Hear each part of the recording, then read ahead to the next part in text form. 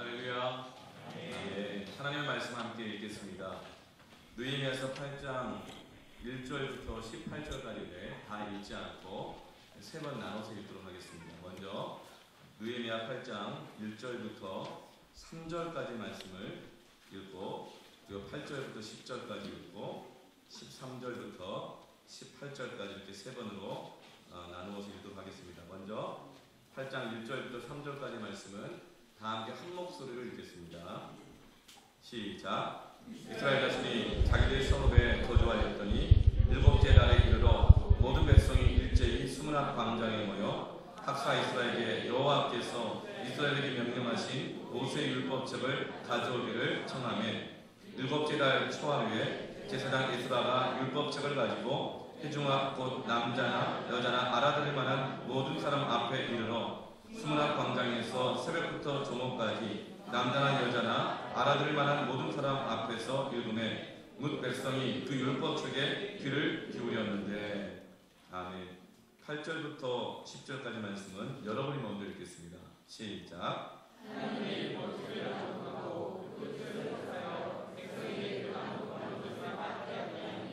백성이 율법의 말씀을 듣고 다 우는지라. 총독 느헤미야와 제사장 겸 학사 에스라와 백성을 가르치는 레위 사람들이 모든 백성에게 이르기를, 오늘은 너희 하나님 여호와의 성일이니 슬퍼하지 말며 울지 말라 하고,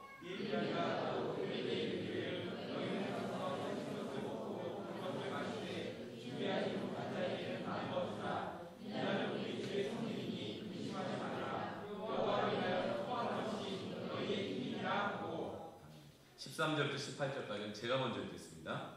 그 이튿날 뭇 백성의 족장들과 제사장들과 레위 사람들이 율법의 말씀을 밝히 알고자 하여 학사 에스라에게 모여서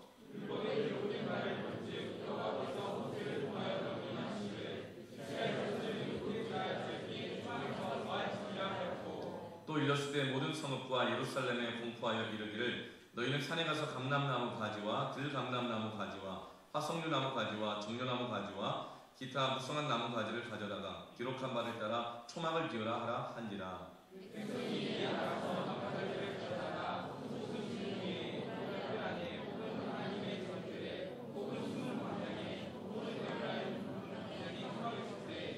사로잡혔다가 돌아온 회족이 다 초막을 짓고 그 안에서 거하니, 눈의 아들 여호수아 때로부터 그날까지 이스라엘 자손이 이같이 행한 일이 없었으므로 이에 크게 기뻐하며, 에스라는 첫날부터 해날까지 날마다 하나님의 율법책을 낭독하고 무리가 1일 동안 절기를 지키고 여덟째 날에 규례를 따라 성회를 열었느니라. 아멘. 따라합시다. 새로운 시작. 오늘 예배가 하나님께 들려주신 말씀이, 하나님의 만남이 새로운 시작되기를 축복합니다. 지난주에 말씀의 제목이 기억나시나요? 들나귀 같은 세상을 사랑하시는 하나님이셨는데 은혜가 많이 됐나 봐요. 가는 곳곳마다 들나귀. 조금만 마음에 안 드는 사람 보면 아예 들나귀 같으니라고 얘기하고, 그래서 자식을 향해서 또 때로는 부모님이 들나귀라고 그러고, 자식이 들나귀면 본인이 들나귀가 될 텐데, 네, 그러기도 하고, 또 이런 이야기를 많이 들었습니다. 그러니까 은혜를 받았다는 얘기죠. 그런데 여러분, 그 들나귀가 사랑을 받으면 어떻게 되는 줄 아세요? 그 들나귀가 은혜 받으면 어떻게 되는 줄 아세요? 들나귀 안에 하나님의 새로운 역사가 시작되면 어떻게 되느냐면 들나귀가 이렇게 바뀝니다. 여러분이 들나귀 세자를 불러주면 제가 삼행시를 지어볼게요. 자, 시작. 들어가도 나가도 귀한 사람. 아멘. 네, 여러분들 이런 의미로 들나귀로 부르시길 바랍니다. 네, 들나귀로 은혜 받고 하나님 만나면 새로운 시작이 되는데, 들어가도 나가도 귀한 사람 될 줄로 믿습니다. 여러분 예배 가운데 들어왔다가 나갈 때는 다 이런 은혜의 들나귀가 되기를 축복합니다. 들나귀의 장점은 힘이 세다는 거예요. 고집이 센 사람이 한번 꺾이면요 하나님께 무지하게 크게 쓰임 받습니다. 특히 바울 같은 사람이 그렇잖아요. 이제 성벽 공사가 다 끝났습니다. 건축이 다 끝났죠. 그러나 건축이 끝이 아니겠죠. 만약에 교회의 존재 목적이 교회 건물을 건축하는 것이라고 한다면 건축은 다 끝났으니 이제 교회 문은 닫으면 되는 겁니다. 그러나 건축의 목적이 아니고 이제는 그 예루살렘 성 안에 들어가서 이스라엘 백성들이 하나님의 부르심대로 살아가는 삶이 이제 중요한 것이죠. 그래서 이제 느헤미야는 예루살렘 성을 다 건축하고 난 다음에 가장 먼저 레위인들과 문지기들을 그 성 안에 들어와서 살게 합니다. 여러분, 사는 것에도 순서가 있는 것을 여러분 기억하시길 바랍니다. 한번 따라 하시겠습니다. 사는 거에도 순서가 있다. 근데 우리는 사는 것 때문에 순서를 잃어버리다가 사는 건지 마는 건지 모를 정도로 흔들릴 때가 있습니다. 세상에서 다 이해해주고 용납해주는 말 한마디는 뭐냐면 다 먹고 살자고 하는 일인데, 여러분, 먹고 살자고 하는 일에도 순서가 있는 것을 기억하시길 바랍니다. 하나님의 사람들은 사람이 떡으로만 살 것이 아니요 하나님 입에서 나오는 말씀으로 살 것이라. 네. 사는 거에도 순서가 있습니다. 먹고 사는 것이 우리의 순서가 되어지면 그것은 하나님이 주시는 은혜로부터 멀어져 가게 되는 것이죠. 사는 것도 순서가 있다. 그래서 이 느헤미야는 예루살렘 성을 다 건축하고 난 다음에 그 안에 사람들을 들여오는데 가장 먼저 레위인들을 세운다는 것이죠. 레위인들은 누굽니까? 예배를 섬기는 사람들입니다. 왜냐하면 예루살렘은 단지 잘 먹고 편안하고 안전한 성읍이 아니라 이 안에서 하나님을 예배하는 것이 예루살렘 성 건축의 첫 번째 목표이기 때문에 그렇습니다. 예배가 드려지기 위해서는 레위인들이 필요했습니다. 그래서 느헤미야는 충성된 레위인들을 세웠죠. 우리 삶에 있어서 가장 우선순위는 예배가 되어야 될 줄 믿습니다. 네. 일부 예배를 드려요. 근데 이 일부 예배는 봉사자들 중심으로 저희가 예배를 드리고 있습니다. 한 20명에서 한 30명 정도가 매주 일부 예배를 9시 반에서 드리고 있어요. 이 일부 예배는 사람이 적게 모이기 때문에 비효율적으로 굳이 사람도 많이 안 모이는데 왜 이렇게 따로 예배를 드릴 것인가. 그 예배를 드리려면 모든 조건은 다 있어야 되거든요. 똑같이 찬양이 있어야 됩니다.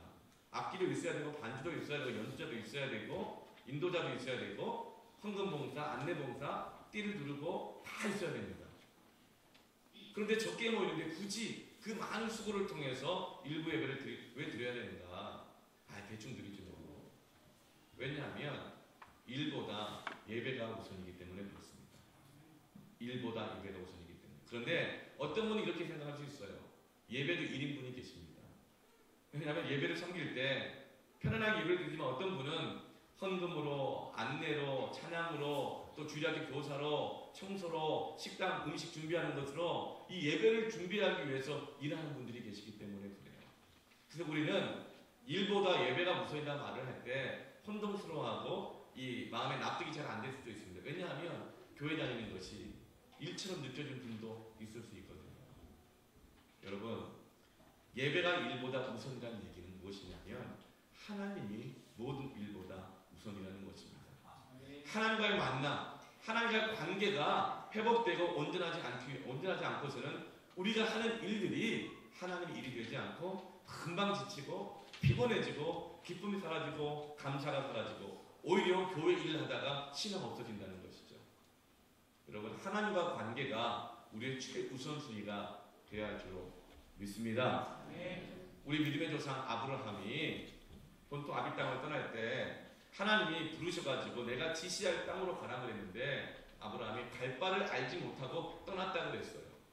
이 하나님이 지시할 땅이 있는데 왜 갈 바를 알지 못하고 간다 그럴까요? 그것은 아브라함이 어디로 가야 할지를 몰라서가 아니에요. 가야 할 곳은 정해져 있었어요. 하나님께서 지시하는 곳이 있어요.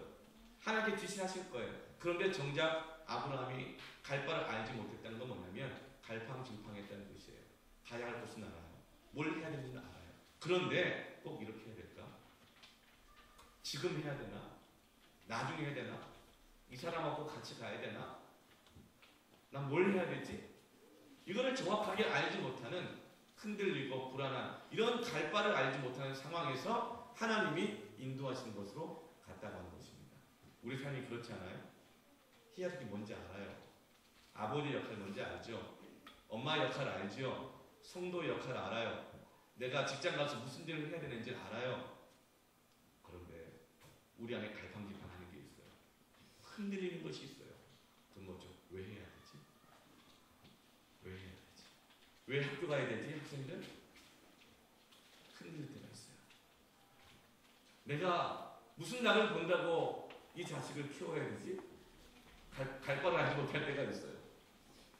내가 무슨 떡을 먹겠다고 내가 오늘 아침에도 밥을 하고 집안 청소를 해야 되나?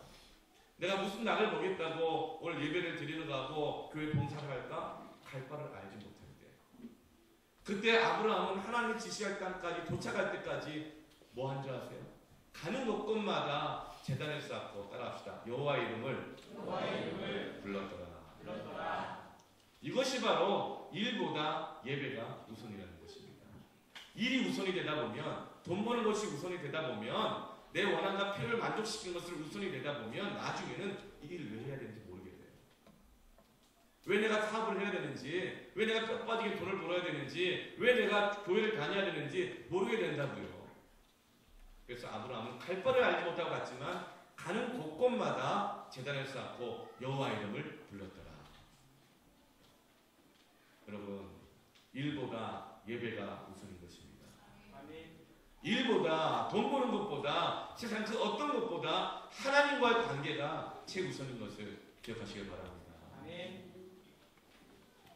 그래서 느헤미야는 성벽을 다 재건하고 난 다음에 가장 먼저 예배를 세워야 할 레위인들을 그 안에 세운 것입니다.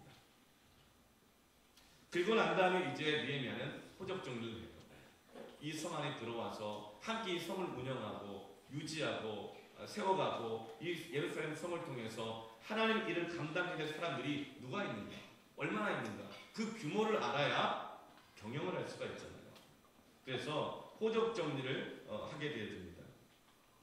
그런데 호적 정리를 하는 그 와중에 예기치 못한 명단을 얻습니다. 그 명단은 1차 포로기한 때 왔던 사람들, 2차 포로기한 때 와가지고 성벽을 재건하려고 했던 사람들의 명단을 얻게 돼요. 1차는 141년 전에 예루살렘 성을 재건하게 보겠다고 돌아왔던 귀환민들이 있었습니다. 그래서 그들도 느헤미야처럼 예루살렘 성을 재건하려고 했지만 여러 가지 많은 어려움, 성을 재건하려고 하는데 기근이 찾아오는 거예요. 재건하려고 하다 보니까 함께 일하는데 마음이 안 맞아서 갈등이 생기고 싸우기도 하고 분열도 생겨요. 그러다 보니 내 코가 석자인데 무슨 성벽을 재건해? 이 사람하고 만나는 것도 힘든데 어떻게 일을 같이 해? 그러다가 141년 전에 실패했어요. 포기했어요. 그리고 나서 또 14년 전에 학사 에스라와 스룹바벨이 함께 돌아와서 또 예루살렘 성을 재건해 보려고 했어요. 그런데 하다가 또 실패해가지고 포기한 것이죠. 이번 세 번째, 느헤미야와 함께 돌아왔던 사람들이 보란듯이 52일 만에 예루살렘 성을 재건한 거예요. 그리고 이제 누가 이것을 함께 재건했는가, 함께 이 성 안에 살 사람들이 누군가를 명단을 조사하던 중에 1차 귀환 때, 2차 귀환 때 왔던 그 사람들이 실패하고 어디 떠나지도 못하고 예루살렘 성 주변에 흩어져 살고 있다는 소식을 듣게 된 거예요. 그 명단을 얻게 된 겁니다.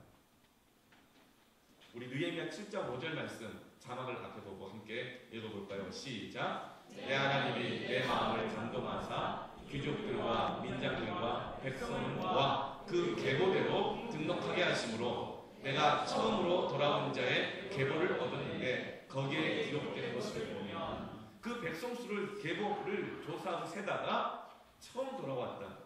그러는 그 사람들이 실패하고 주변에 흩어져 살고 있다는 그 사람들의 명단을 얻게 된 것입니다. 여러분 이제 어떻게 해야 될까요? 그 사람들을 향해서 어떻게 해야 할까요? 느헤미야는 1차, 2차 귀환하여 비록 실패했지만 근처에 흩어져 살고 있는 사람들을 다 모아서 예루살렘 성 안에 들어와서 살게 합니다. 그들을 남으로 여기지 않았습니다. 그들을 한때 신앙은 뜨거웠지만 이제 실패하고 신앙인인지 아닌지도 모를 만큼 구별 안 되게 살아가는 사람들로 치부하지 않았고 그들을 다시금 불러 모아서 함께 살게 됩니다. 사명을 나눕니다. 땅을 나눕니다. 저는 이것이 교회인 줄로 믿습니다. 제가 27살 때 군대를 제대를 했어요. 좀 늦은 나이에 군대를 가서 이제 27에 4학년으로 복학을 했습니다. 복학을 해서 몇 달을 살지를 않았는데 아침에 눈을 떠보니까 하늘이 파랗게 보이는 거예요. 무슨 일인고 하니 옆집에서 큰 집을, 우리 집하고 비슷한 집이었는데 큰 집을 지으라고 땅을 깊게 파면서 집안이 얼마나 흔들렸던지 저희 집이 1층 한옥집이었는데 홍해바다 갈라진 것처럼 쩍 갈라진 거예요. 아침에 눈을 뜨니 파란 하늘이 보이는 거예요. 그때가 초여름이었기 때문에, 여름이었기 때문에 이른 아침이었지만 하늘이 파랬어요. 눈이 부시더라고요. 그래서 가족들이 모였습니다. 이 상황을 우리가 어떻게 할 것인가. 당시에 저희 아버님은 뭐 어려운 상황이셨고, 뭐 개척교회 사역을 하셨고, 목사님이셨고, 굉장히 어려운 상황이었어요. 그래서 뭐 집을 옮길 돈도 없고 얻을 돈도 없어요. 그래서 가족들이 각자 알아서 갈 바를 알지 못하나 지시할 땅으로 각자 찾아서 살 곳으로 흩어지기로 했습니다. 그래서 제가 기도하던 중에 제가 갈 곳은 하나밖에 없더라고요. 교회. 제가 군대 제대하고 한 3, 4개월 다녔던 상가 6층에 있는 개척된 지 한 4년 정도 된 교회를 찾아가기로 했어요. 6층짜리 건물이고 한 60여 평 정도 돼요. 그래서 제가 가족 회의를 마치고 나서 라면 박스 2개에다가 생필품을 다 챙기고 또 이불은 있어야 되잖아요. 이불을 이 보자기로 뒤로 묶어가지고 등에 메고 라면 박스 2개 들고 그리고 지하철을 타고 상기동에 가서 내려가지고 거기서 걸어서 6층에 그 교회까지 갔어요. 6층 건물이기 때문에 6층은 여름에 굉장히 덥거든요. 잘 데가 없으니까 청년부실로 갔는데 딱 저 잠옷일만한 청년부실이었어요. 거기에 큰 회의용 탁자가 있는데 거기에 이불을 깔고 누워서 잠을 자는 거였습니다. 한 2주 정도 지났는데 그때가 거의 7월 초 정도 됐기 때문에 낮에는 뜨겁게 달궈져 있어요. 그러니까 밤에 들어가 보면 잠을 자면 숨이 막힐 정도로 그랬어요. 근데 아침에 한 2주 정도 지났는데 너무 뜨겁고 그렇게 하다 보니까 제가 기절을 해버린 거예요. 쓰러진 거예요. 그거를 아침에 오셨던 목사님이 2주 만에 저를 본 거죠. 제가 얼마나 제가 조용하게 몰래 잤으면 2주 만에 아시고 깜짝 놀라신 거예요. 그때 그 목사님 성함이 박종걸 목사님이신데 연세가 39 혹은 40이라고 정확한 나이는 잘 모르겠어요. 어떤 분은 39이라고 그러고 어떤 분은 40이라고 그러고 예. 그때 담임 목사님이셨어요. 그분이 저희 사정을 이제 아시게 된 거죠. 그래서 성도들을 여집사님들을 모았어요. 우리 패밀리 섬김이들처럼 거기 목장이라고 해가지고 목장의 그 리더들을 모았어요. 여자분들을. 그래서 이제 우리 교회 나온 지 한 얼마 안 된 청년이 있는데 기거할 곳이 없고 먹을 형편이 안 된다. 어떻게 했으면 좋겠느냐. 그래서 우리 여집사님들이 저의 식사를 챙겨주기로 당번을 정하신 거예요. 그 교회도 작년이 한 100명 조금 넘게 나오고 그리고 주일학교 한 50명 정도 되는 우리 교회 정도 규모였어요. 근데 여집사님들이 모임 회의를 하셔가지고 거기도 식당 봉사가 다 있거든요. 우리도 패밀리별로 돌아가면서 우리 교회 주일 식당 봉사를 식사 준비를 하잖아요. 그것도 있었는데 들어온 지 얼마 안 된 새가족인 청년의 식사를 준비하기 위해서 당번을 정하는 거예요. 그래서 점심을 제가 학교에서 먹으니까 아침과 저녁 식사를 준비해 놓으셨어요. 목사님 저에게 연락하시더라고요. 써주시더라고요. 어느 날 무슨 요일 월요일 아침은 누구 집에서 월요일 저녁은 누구 집에서 주소하고 전화번호하고 다 순서를 쫙 정해주시더라고요. 그걸 받는 순간 너무 부담이 되는 거예요. 아니 얼마 번지 안 된 나를 위해서 뭐 식사를 준비하시나 너무 부담이 되는 거예요. 제가 안 먹으면 안 먹었지 부담을 주고 싶지 않은 거예요. 그래서 제가 안 가버렸어요. 그런데 이분들은 저를 위해서 식사를 준비해놨던 거죠. 제가 안 가니까 들려오는 소식이 우리 여집사님들이 상처를 받으셨대요. 너무 미안한 마음이 있었는데 그래도 상처를 줬다고 니가 다음에 더 못 가겠는 거예요. 너무 미안해요. 교회를 가야 될까 말아야 될까 막 갈등이 되는 거예요. 이제는. 네. 내가 이렇게 짐이 되기 싫어가지고. 근데 이 목사님이 여집사님들을 모아놓고 이렇게 얘기를 하시는 거예요. 우리가 누구를 섬기더라도 지혜롭게 섬겼어야 되는데 그 형제가 자존심이 그렇게 강한 줄 몰랐다. 우리가 너무 지혜 없게 섬기다 보니 그 형제의 마음을 오히려 상하게 한 것 같아요. 우리가 기도하지 않고 한 것 같으니까 기도하면서 어떻게 하면 이 형제를 돌볼 수 있는지를 방법을 찾아보자고 같이 기도하신 거예요. 세상에. 그게 교회예요. 교회 좋죠? 네. 그러면서 결론을 얻었는데 뭐냐면 한 가정이 집사님 부부가 헌신하는 거 하시는 거예요. 유정권 선희 집사님이신데 나이가 42인가 그러셨어요. 그리고 홍도표 선희 집사님이셨는데 이번엔 나이가 37이셨어요. 30대 후반에 40 초반에 이 가정이 이 형제가 아무래도 계속 주소 찾아서 왔다 갔다 밥 먹는 게 얼마나 불편하겠습니까? 그러면서 자기의 집을 내주기로 하신 거예요. 30대 후반에 이 가정이 있죠. 초등학교 4학년 된 아들과 초등학교 1학년 된 딸이 있어요. 방 3개짜리 아파트에 살아요. 그런데 초등학교 4학년 된 아들 방을 빼서 저보고 와서 살으라 그러고 그렇게 하신 거예요. 방을 내주고. 그리고 이 여집사님이 새벽마다 저를 같이 깨워서 차를 태워가지고 차로 15분 걸리는 그 교회에 가서 새벽기도를 같이 하는 거예요. 제가 새벽기도를 가고 싶은 걸 아셨거든요. 그랬더니 본인이 매일 새벽마다 15분 동안 운전해서 새벽기도 같이 가주시고 같이 기도 제목을 나누고 또 기도해 주시고 초등학교 1학년 된 아들, 딸과 상인 아들을 두고 30대 후반에 집사님 가정이었어요. 예, 남자분은 회계 사셨는데 일이 너무 많아가지고 늘 새벽에 들어오시고 얼마나 힘들었는지 몰라요. 근데 지금은 이 유정권 이제 장로님 21년 2년 전이었으니까 유정권 장로님이 되시고 홍도표 권사님이 되셨습니다. 저는 그 경험을 통해서 교회는 가족이라는 것을 느꼈습니다. 여러분, 우리 교회가 이러한 교회가 되기를 원합니다. 느헤미야는 실패했던 사람들, 그러나 떠나지도 못하고 흩어져 있는 사람들을 발견했을 때 그들의 명단을 알자 예루살렘 성 안에 함께 들어와서 기업을 나누고 땅을 나누고 사명을 나누고 한 공동체를 이루어가는 것입니다. 우리 주변에도 그런 분들 많이 있을 수 있어요. 한때는 하나님의 비전을 갖고 열심히 신앙생활을 해보려고 그러다가 실패를 겪는 거예요. 좌절도 하는 거죠. 그러다가 교회를 다니기는 다니는데 떠나지는 못하는데 깊이 들어가지도 못하고 나가지도 못하고 그러면서 생긴 게 가나안 성도라고 그러잖아요. 거꾸로 하면 안 나가 성도게 돼요. 교회 나가지도 않으면서도 들어오지도 않으면서도 그러다 나온 또 이름이 뭐 철새신앙. 그러니까 여러분 우리는 이런 가나안 신앙이라든가 철새신앙들을 판단하지 마시기를 바랍니다.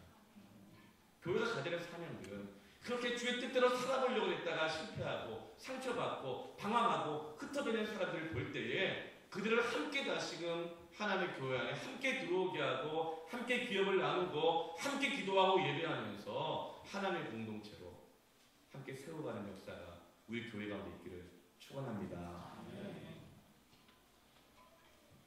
느헤미야와 그 백성들은 1차 때, 2차 때 실패했다고 그들이 실패했던 과거를 판단하지 않았습니다.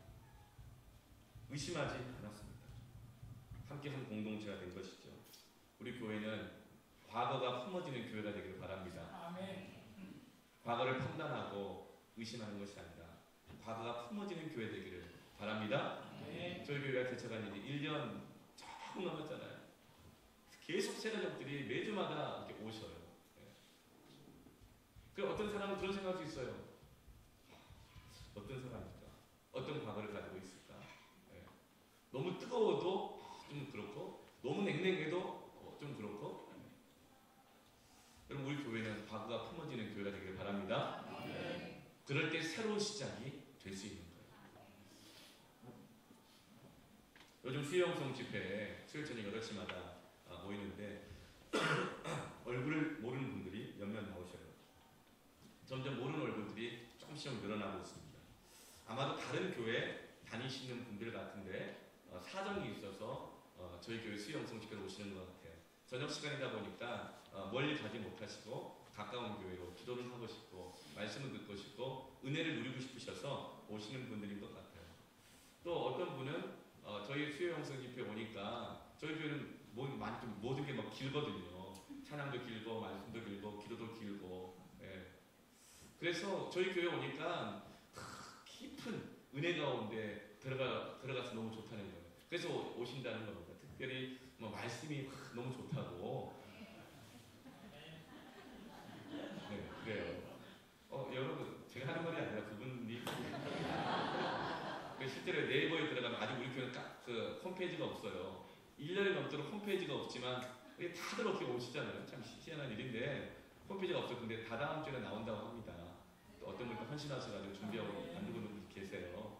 다다음 주에 나오는데 홈페이지도 없는데 네이버에 호메실 교회, 호메실 동교회 딱 치면요. 검색어 첫 번째는 아닌데 지도에 있잖아요. 지도로 찾는 데는 첫 번째로 나와요. 저희 교회 이름이. 거기 딱 들어가면 댓글도 있거든요. 사람들이 막 댓글을 달았어요. 거기 보면 첫 번째 댓글이 말씀이 좋다는 소문이 있다는데 이 말이 있다니까요.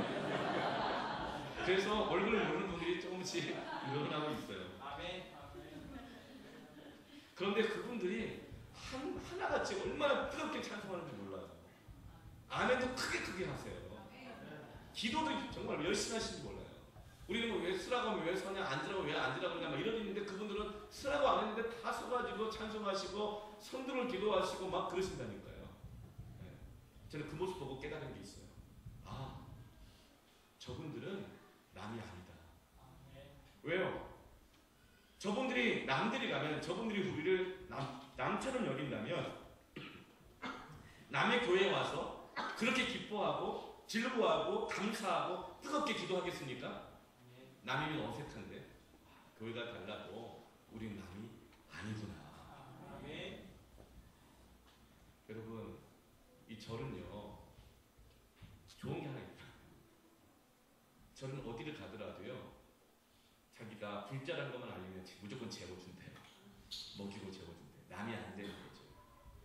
여러분 산에 가도 그러는데 우리 교회도 그런 교회 되길 바랍니다. 과거를 의심하지 않고 과거를 품어주고 우리 조금만 달라도 기질이 다르고 일이 방법이 다르고 생각만 달라도 같이 하네 못하네 당신 때문에 있네 못 있네 이러지만 그 교회가 아니에요.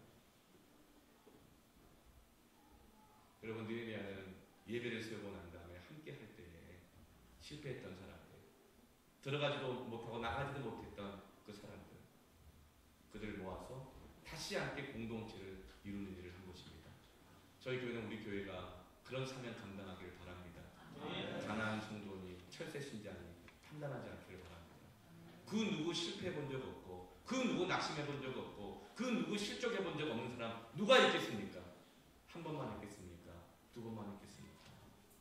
그러다가 우리도 어느 때인가는 철새가 될 때도 있고 가난한 성도가 될 때도 있지만 그러나 우리의 과거를 품어주시는 하나님의 은혜와 사랑이 있기 때문에 우리가 여기 이 자리에 앉아있는 것 아닙니까? 아멘. 우리 판단하지 말고 아멘. 과거를 품어주는 교회 되기를 축복합니다. 아멘. 지난주에는요 새벽에 특별한 일이 일어났어요. 그래서 새벽 기도회가 점점 이렇게 늘어나고 있거든요. 새벽에 평일날 새벽이었는데 한 패밀리 가족들이 섬김이와 함께 새벽 기도에 진짜 오랜만에 나왔어요. 깜짝 놀랐어요. 그리고 거의 다 그 패밀리 식구들이 다 나왔어요. 안산에서 모이는 패밀리예요. 안산에 사시기 때문에 거리상으로 새벽에도 차로 한 15분 정도 걸리니까 전에는 이분들이 새벽기도 나오던 분들이에요. 근데 가끔 나오다가 띄엄띄엄 나오다가 안 나오시다가 한참 안 나오셨거든요. 그러나 저는 이렇게 일했어요. 어떻게 차로 15분 걸리는 거리인데 매일 새벽날도 오겠는가. 기름값도 부담되고 그리고 오는 거리도 만만치 않고 그러니까 아마 가까운 교회 나가고 있을 거다. 그런 마음으로 불편한 마음 없이 그분들을 위해서 중보하고 기도하고 있었죠. 그런데 갑자기 평일날 벼랑간에 갑자기 오랜만에 나오는 거예요. 그래서 진짜 놀란 거예요. 왜 왔을까? 근데 놀라요. 소식 없던 사람이 갑자기 소식이 있으면 불안해지거든요. 큰 문제 있나 보다. 뭐 문제 생긴 거 아니야? 얼마나 똥줄타면 새벽에 나와서 안 나오던 사람이 나올까? 그래서 깜짝 놀란 거예요.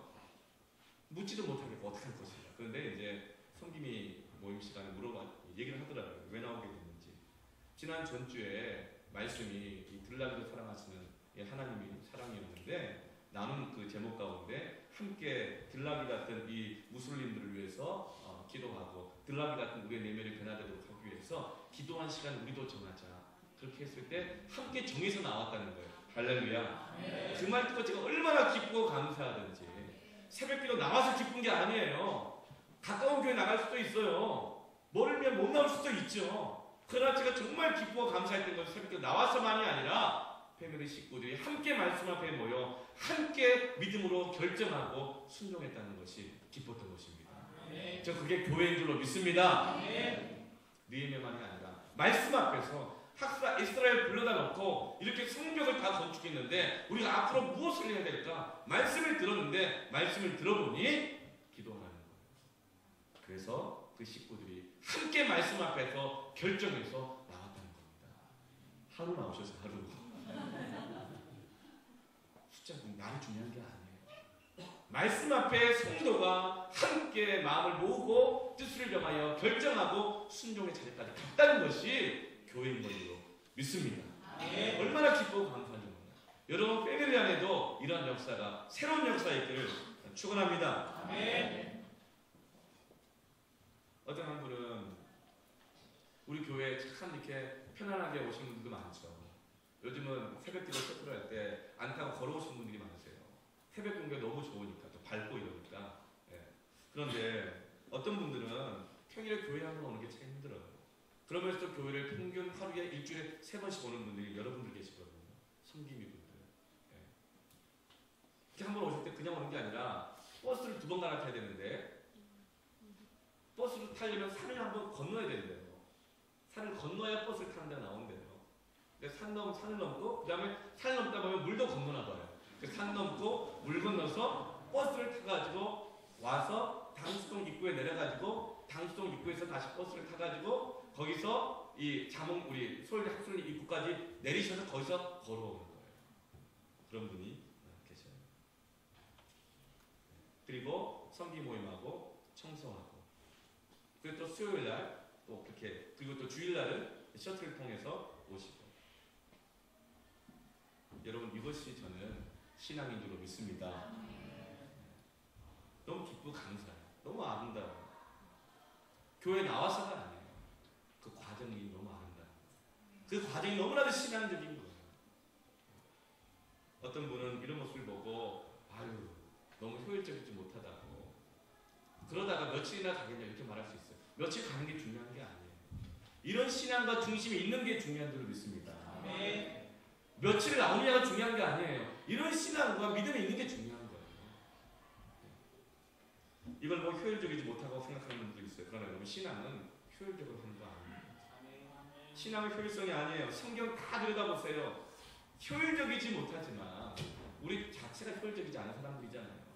하나님께서 기뻐하기보다 욕심대로 살고 하나님께서 이루기보다 내 뜻 이루는 데 더 능한 사람들이 우리잖아요. 우리 인간 자체가 비효율적인 사람들인데 우리 때문에 하나님의 일을 이루자고 하시는 하나님 뜻 자체가 비효율적인 거예요. 하나님의 은혜는 비효율적인 것을 기본으로 하고 있습니다. 돈 많고 부자고 의지력 강하고 인격과 성품 좋은 사람들을 택하는 것이 효율적인 것이지 어찌하자고 하나님 우리 같은 사람을 택하셔서 하시는 거예요. 신앙이 뭔지를 은혜가 뭔지를 우리에게 보여주는 것이죠.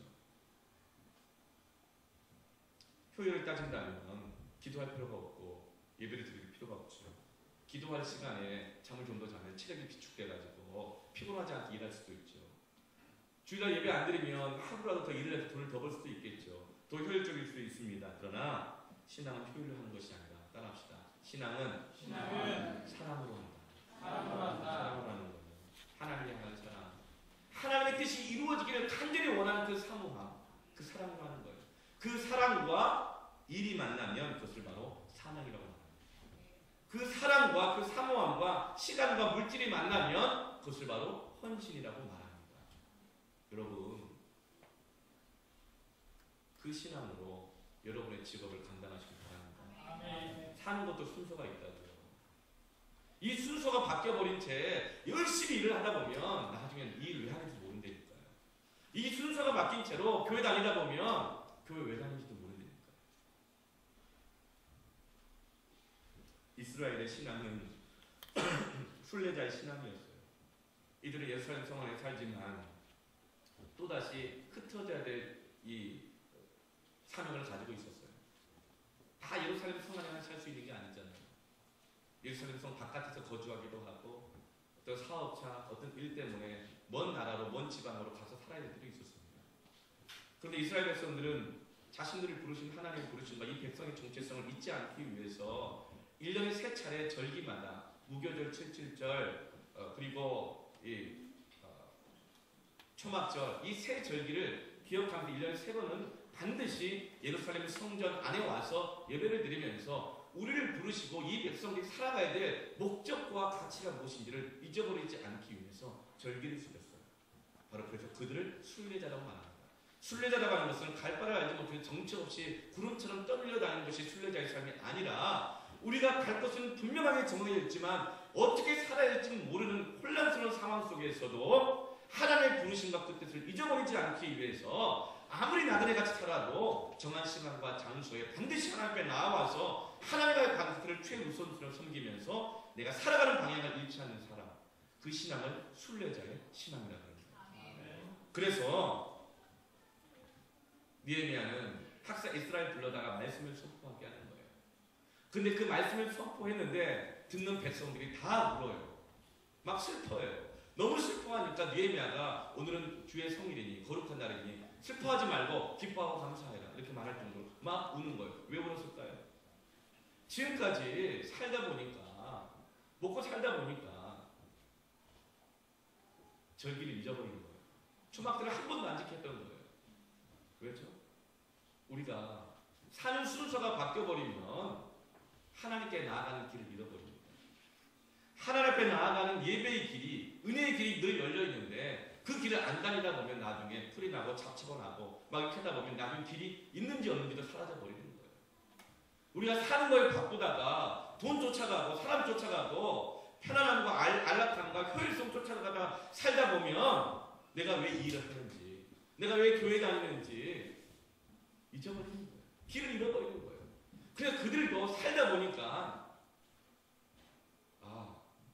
지금 이 시간은 예배드리는 건 너무 불편한데 좀 요즘 상황하고 안 맞는데 시간을 옮기는 거예요.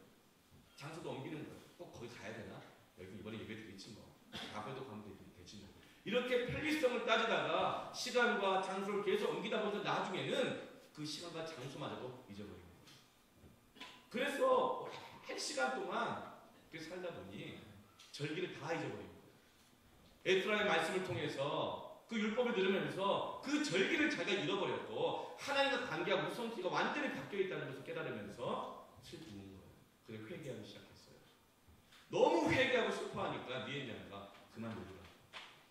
이제 하나님께서 새로운 일을 시작하셨고 이제 성전이 세워졌고 우리가 다시금 절기를 지킬 수 있고 하나님과 관계를 새롭게 할 수 있으니 이제 기뻐해야 된다고. 슬퍼하고 있는 것이 하나님 뜻이 아니라고. 여러분 우리 안에 잃어버린 하나님의 절기가 회복되기를 바랍니다. 네. 이것은 하나님과의 관계가 회복될 때만이 가능한 것입니다. 오늘 나오는 7째 달은요. 히브리 절기로 티슈리입니다. 9월과 10월 사이인데 이때가 이스라엘 백성들에게는 첫 해와 같습니다. 우리는 1월 1일 날 종동기로 해를 보면서 손을 들고 그런다고 그러지만 성부 영신 예배를 드리지만 히브리 사람들은 7째 달 티슈리 해에 그 달에 이 하나님 앞에 나가서 말씀을 듣고 예배를 드렸어요. 이때는 처음으로 무엇으로 시작하냐면 양각 나팔을 불면서 시작합니다. 나팔절이라고 하기도 하죠. 나팔을 붕 불면서 새로운 시작이다 선포하는 겁니다.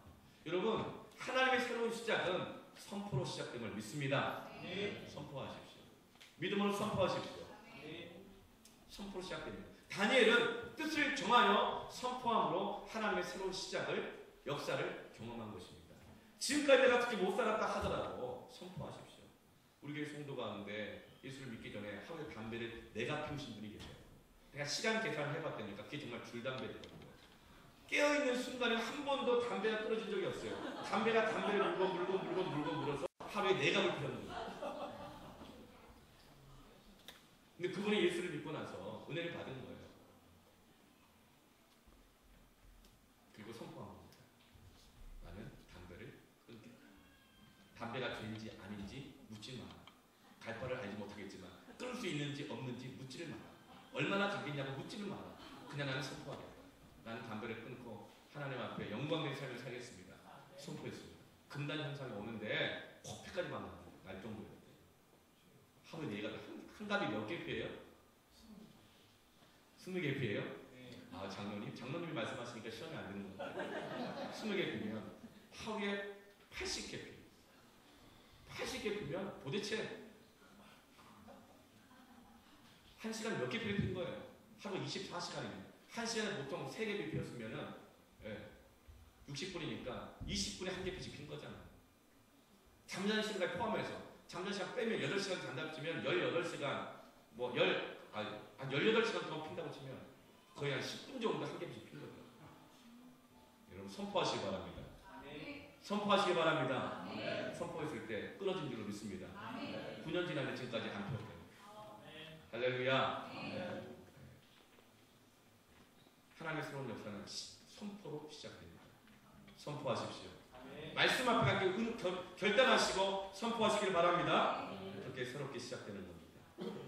그 선포하기 위해서는 반드시 회개의 시간이 필요합니다. 정리하지 않고 어떻게 새로움이 시작되겠습니까? 회개가 필요합니다.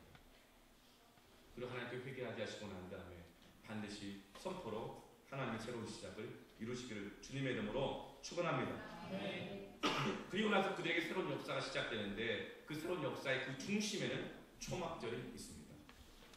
초막절의 핵심은 뭘까요?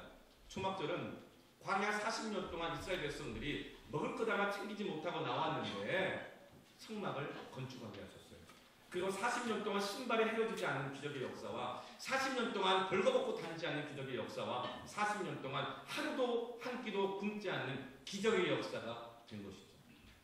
그것을 감사하면서 광야에서도 그렇게 우리를 먹이시고 입히시고 거할 집을 주신 하나님께서 어찌하여 지금 우리를 돌보지 않으시겠는가?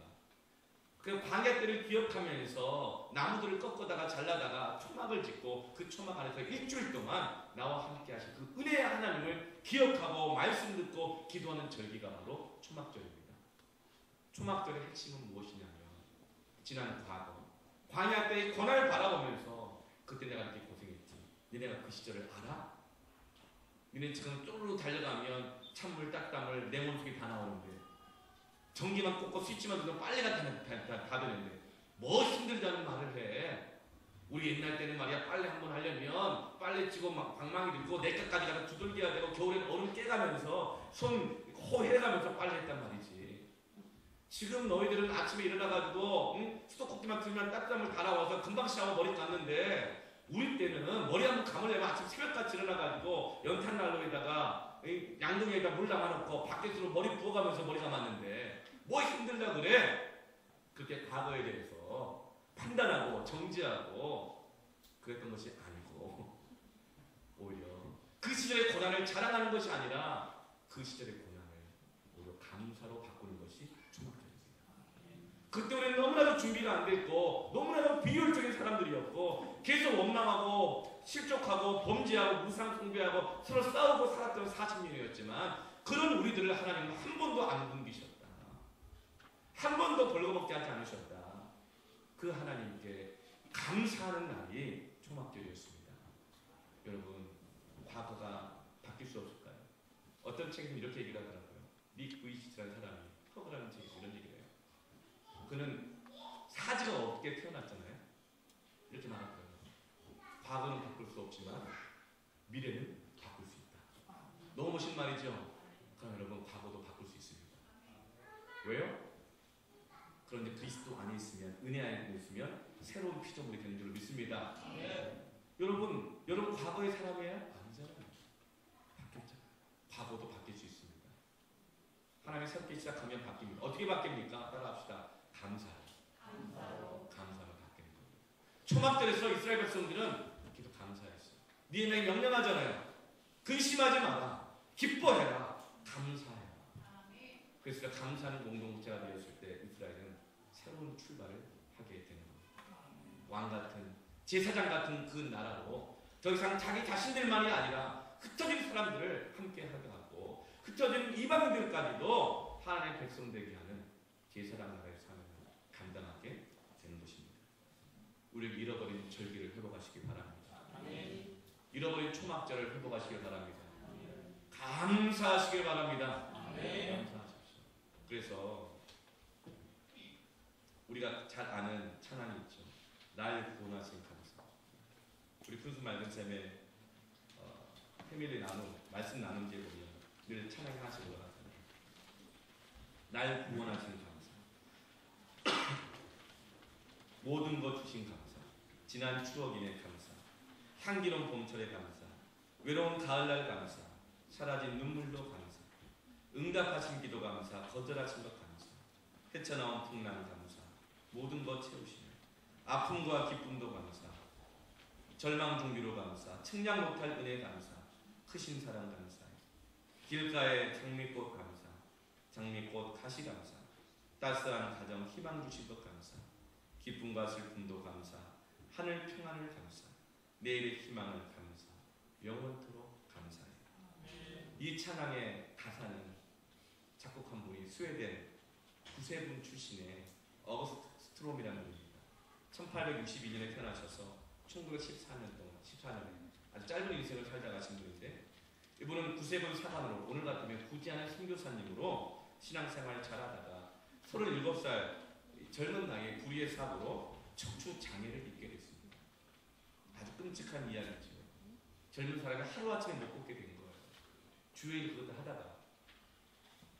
그러나 갑자기 어느 순간 걸을 수 없게 되었지만, 이 어거스트 스트롬이는 자신의 구세군 사역을 포기하지 않았습니다. 내가 온몸이 건강할 때도 주님께 쓰임받을 수 있었지만, 건강한 사람만 쓰임받을 수 있습니까?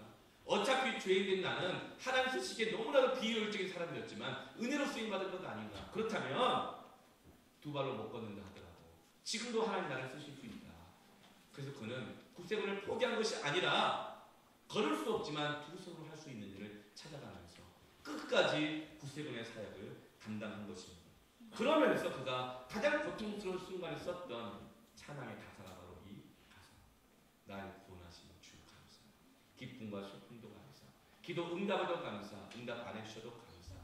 장미꽃에도 감사. 가시가 있어도 감사. 기쁨도 감사. 슬픔도 감사. 이 감사가 그의 인생을 바꾼 줄로 믿습니다. 그에게 새로운 역사가 계속적으로 시작되게 하신 줄로 믿습니다. 여러분 감사하십시오. 자녀를 향해서 감사하십시오. 아이 들나귀 같은 아니요. 하나님 이 자녀 주신 것 감사하십시오.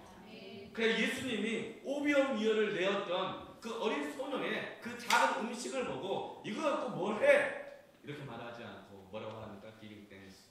하나님께 감사하며 기도하셨다는 거예요. 그러자 그 오병이어가 5,000명도 넘게 먹이고 살리는 역사로 변화된 줄로 믿습니다. 감사가 바꾸는 거예요. 감사가 오병이어를 5,000명 먹이는 역사로 바꾸는 겁니다. 감사가 과거를 바꾸는 것입니다. 감사가 블라기 같은 사람도 들어가고 나가도 귀한 사람으로 바꾸는 것입니다. 감사가 가나안 성도를 바꾸고, 감사가 철새 신앙을 바꾸고, 감사가 하나님의 새로운 역사가 시작되는 교회로 바꾸는 줄로 믿습니다. 감사합시다. 하나님께서 내게 이 직장 주신 것 감사하십시오. 어떤 일을 하게 하실까? 하나님께 나의 가정을 주신 것 감사하십시오. 이 교회를 주신 것 감사하십시오. 모든 것을 믿음으로 감사하십시오. 아멘. 새로운 시작이 될지어다. 아멘. 아멘. 아멘. 할렐루야. 그냥 기도하겠습니다. 우리 찬양하면서 기도할게요. 날 구원하신 주 감사. 반주가 될지 안 될지 모르겠는데 미리 제가 얘기를 해줘야 되는데 반주가 안 돼도 괜찮고 한번. 네.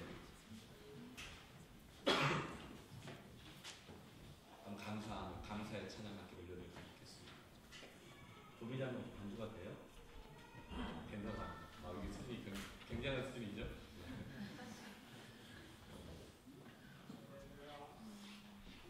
가슴에 한번 손 넣고 감사가 모든 걸 바꿉니다. 찬양하시죠.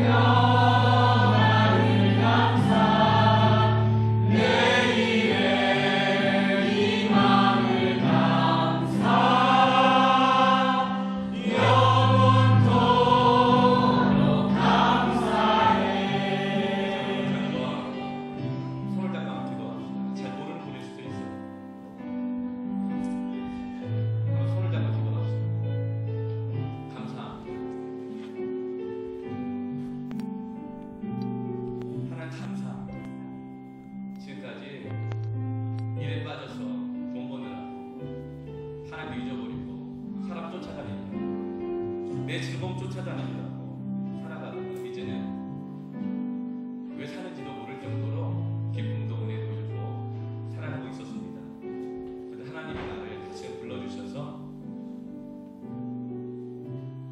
이렇게 은혜 가운데 있게 하시니 감사합니다.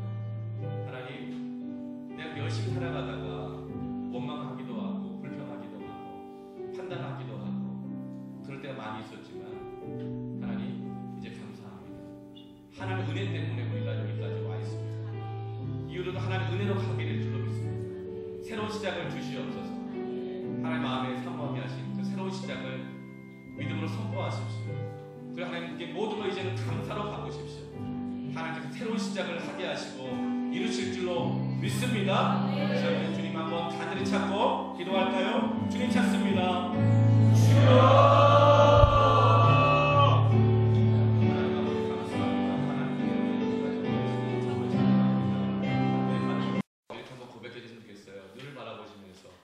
이는 하게 다 보이시도록 웃으시면서 눈을 보시고 한번 보세요.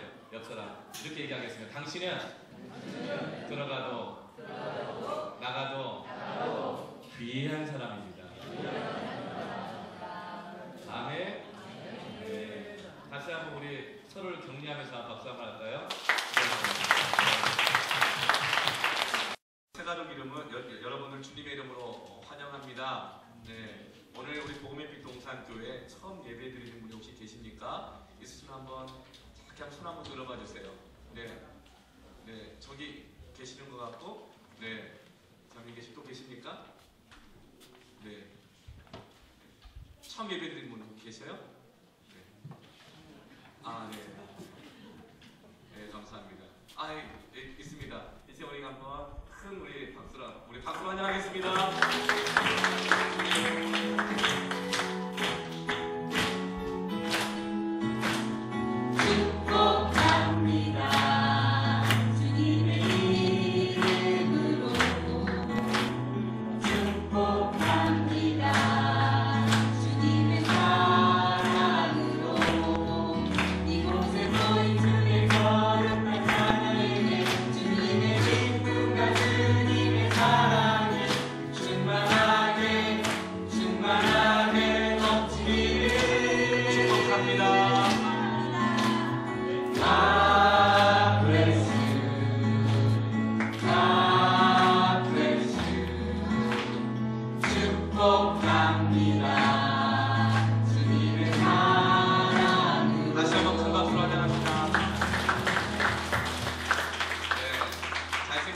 우리 송호열입니다.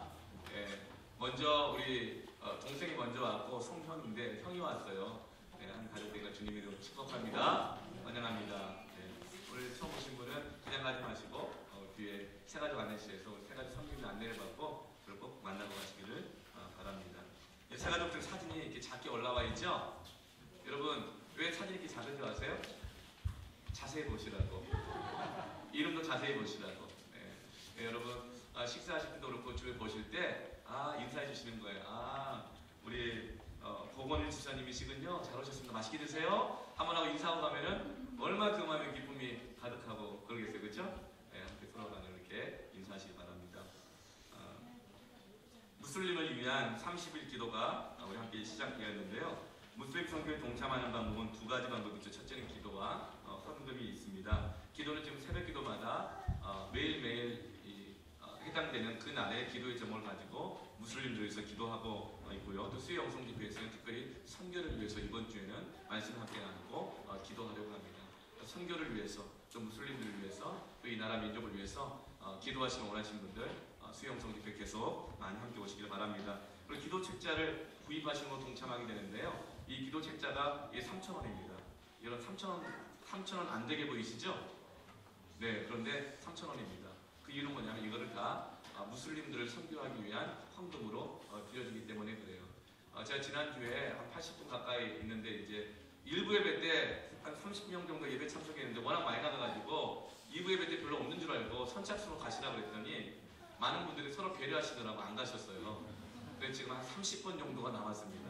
네, 한 30분 남았으니까 나가실 때 함께 기도하시고 그리고 또 무슨 선교에 동참하는 마음으로 함께 이 기도 책자를 구입해 주시면 되겠습니다. 뒤에 박민열 팀장이 이 부분을 감당하도록 하고 있습니다.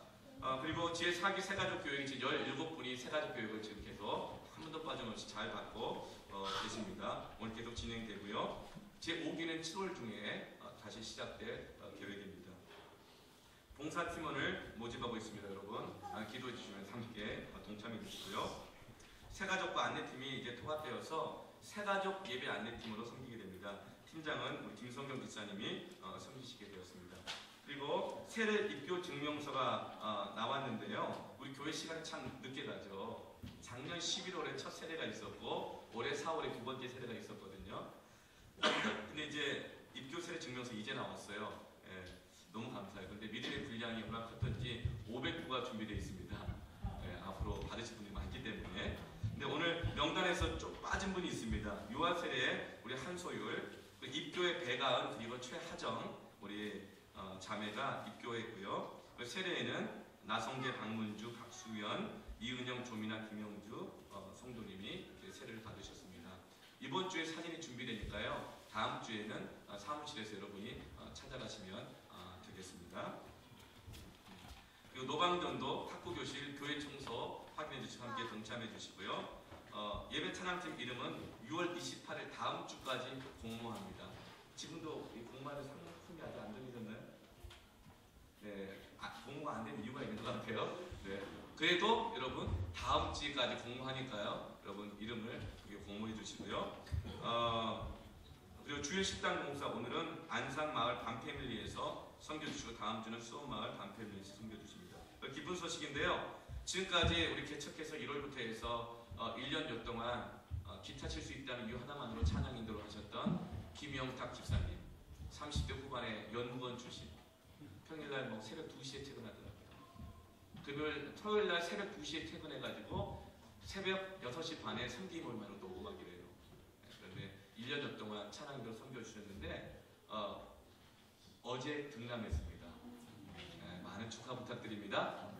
그리고 섬겨주셨는데 이제 또 다른 많은 일도 섬기시기 때문에 재정부장으로도 섬기고 이렇게 하시기 때문에 찬양 인도는 오늘까지였는데 등남하느라 또 출근하느라 이런 상황이 겹쳐가지고 못 오셨는데 여러분 많이 축하해 주시기 바랍니다. 6월 생일자 축하합니다. 다 함께 일어나서 찬송하고 축하하겠습니다.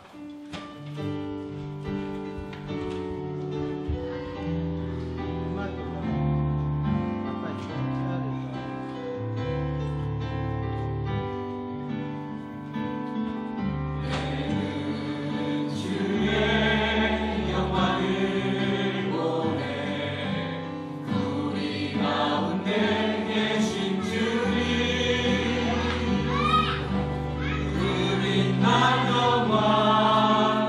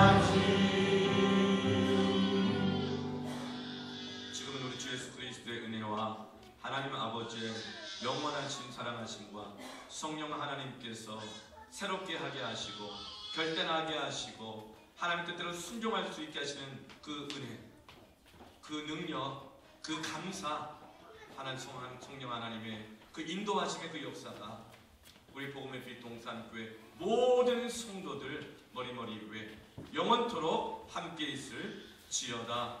아멘.